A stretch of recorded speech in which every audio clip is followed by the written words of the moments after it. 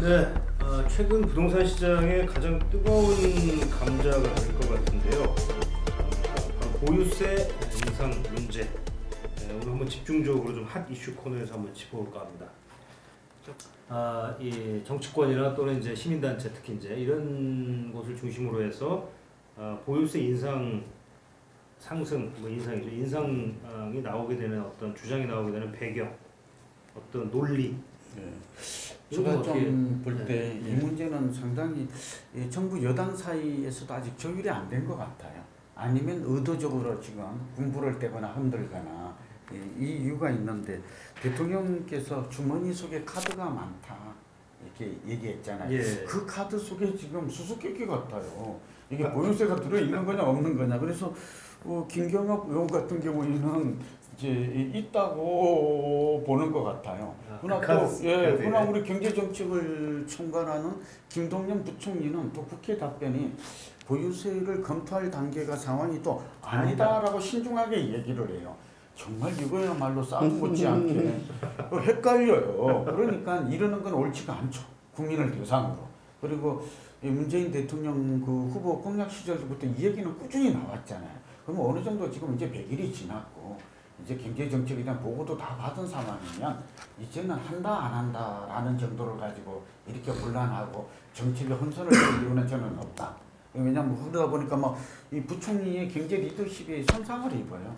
그냥 김동연 패스다 뭐 이런 얘기 막 패싱 나오잖아요. 네, 우리 코리아 패싱 나오듯이 이거 정말 좋지 않고요. 저는 개인적으로 볼 때 이 정부는 지금 하고 싶어 하는 것 같아요. 보유세 인상이란 카드를 가지고 있고 대통령의 호주머니에도 이게 들어있고 시기만 조율하고 시장에 그 반응을 떠보는 게 아닌가 우선 그렇게 보이고 다음 대책 정도가 나올 때쯤 되면 이제 슬그머니 이 보유세 인상 카드가 대책이 나오지 않을까 그렇게 봅니다. 예, 저는 이제 최근에 그 추미애 대표가 그 헨리 조지를 얘기했습니다. 거기 주목하고 있습니다. 원래 당초에 보유세액이 나왔을 때는 모든 학자들이 동의를 했을 겁니다. 우리나라가 보유세가 OECD 기준으로 봤을 때 최하위. 근데 거래 관련 비용은 최상입니다. 그래서 두 개를 조정해서 가야지 우리 경제가 더 발전한다. 그게 되는 모든 학자들이 동의하는 바예요. 근데 문제는 이제 최근에 정부에서 파리 대책하면서 다주택자를 중심으로 해서 양도세를 올리고 양도세를 올린다는 게 거래 관련 비용을 올린 겁니다. 그렇기 때문에 좀 이게 정책의 기본이 있느냐 거기에 대한 의구심이 하나 들었고 그 다음에 이제 보유세 얘기까지 나오는데 지금 이 상황에서 보유세는 무슨 얘기냐 기본적으로 이제 경제를 정상화시키고 그리고 활성화시켜서 국가 발전을 이바지하는 게 목표냐 아니면은 배분에 대한 그 관심이 많으냐의 차이에서 배분이 되더라도 경제는 망가져도 관심이 없다. 거의 그런 입장 같아요. 그 보유세 입장이라는 것은 대강 그런 쪽이 아니냐. 그라고 보여집니다. 그리고 보유세라는 건 사실 헨리 조지가 19세기 때 그 얘기를 하고 나서부터 이제 굉장한 인기를 끌었는데 아무도 채택을 안 하고 있어요. 근데 우리는 유독 채택을 하고 싶어요. 원래 뭐 안 해본 것도 하고 싶어 하는 것도 있겠지만은 거의 국유화 가자는 얘기하고 거의 똑같은 얘기거든요. 물론 뭐 이제 토지에 대한 보유세 같은 경우에는 경제 활동에 대한 효과는 작기 때문에 주택에 대한 보유하고 주택에 대한 세금하고 다르다. 이건 학술적으로 널리 알려져 있습니다. 그렇기 때문에 큰 영향이 없다고 보지만은 처음 액수를 어떻게 정할 거냐 이런 문제들도 많을 거예요. 근데 지금 최근에 이제 이번 정부에 대해서 우려하는 거는 뭔가 하면은 좀 비겁한 게 아니냐. 그 종부세 쪽으로 가는 게 아니냐는 생각입니다. 종부세라는 건 뭔가 하면은 최근에 이제 이 파리 대책 할 때도 그날 발표됐던 중요한 대책 중에 하나가 법인세 인상이었습니다. 아주 뭐 많은 돈을 버는 법인에 대한 법인세 인상을 한번 확 시켰어요. 근데 파리 대책 때문에 다 묻혀서 없어졌죠. 근데 그런 식으로 이제 종부세라는 건 9억으로 돼 있는데 그 사람들에 대한 인상으로 가는 게 보유세가 아닌가라는 우려입니다. 그래서 이제 가진 자와 못 가진 자에 대해서 일반 서민들에 대해서 계속 판 나누기, 편가르기 이렇게 해가지고 가는 걸로 보면은 우리나라가 이제 장기적으로 굉장히 문제가 생길 거다. 그런 우려가 있고요. 그리고 지금 현재 부동산세, 재산세라는 거는 종부세 외에는 정부가 별로 투입할 것도 없어요. 재산세를 올리겠다? 그거 지자체의 반발이라든가 지방 반발 때문에 못할 겁니다. 결국은 종부세의 인상으로 귀결될 겁니다. 그래서 그 종부세 인상을 어떻게 효율적으로 경제 충격을 안 주면서 막을 것인가에 대한 고민이 필요한데 지금은 거기에 대한 고민들은 거의 없는 것 같습니다. 우선 정부가 이게 그러니까 보유세 인상은 이제 종부세와 이제 인상을 의미한다. 이제 동의하다. 이제 교수님 말씀에 저도 동의를 하고요.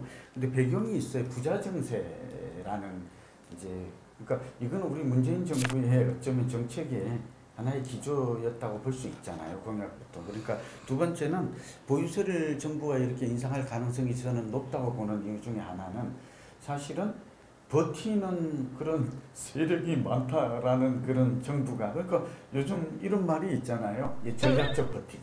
말하자면 이번에 8위 대책, 9호 대책 나와도 가진 자의 입장에서는 이 정권은 5년짜리 정권 아닌가.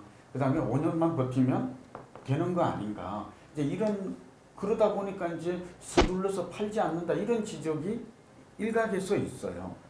그래야 보유세를 가지고 있는 동안에 세금 부담을 늘려야 이게 버티지 않고 결국은 내놓지 않을 것인가. 그러니까 내놓아야 매물을 내놓아야 가격 효과도 뚜렷할 것이다.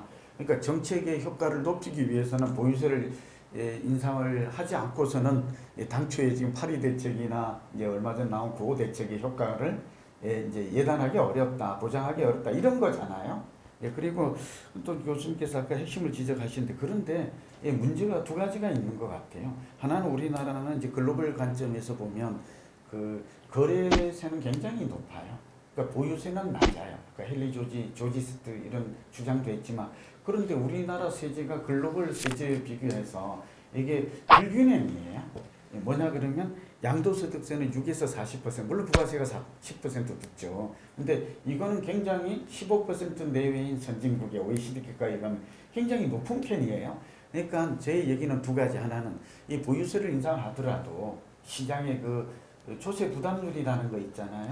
이런 걸 감안하면 사실은 양도소득세를 양도세와 같은 거래세 있죠. 취득세. 이걸 낮춰주는 그러니까 OECD 국가보다 굉장히 높은 것을 낮춰주고 그러면서 보유세를 높여주는 이 방법은 저는 바람직한 방향으로 봅니다. 근데 거래세는 손을 보지 않고 조세 부담률을 높이는 것. 또 그 다음에 종부세를 2008년에 이게 이제 완화가 이명박 대통령 때 된 거거든요. 절반으로 이제 세수가 줄었더라고요. 1조 7천억 정도 되는데 0.5에서 이제 이게 누진세율이에요. 2% 정도까지.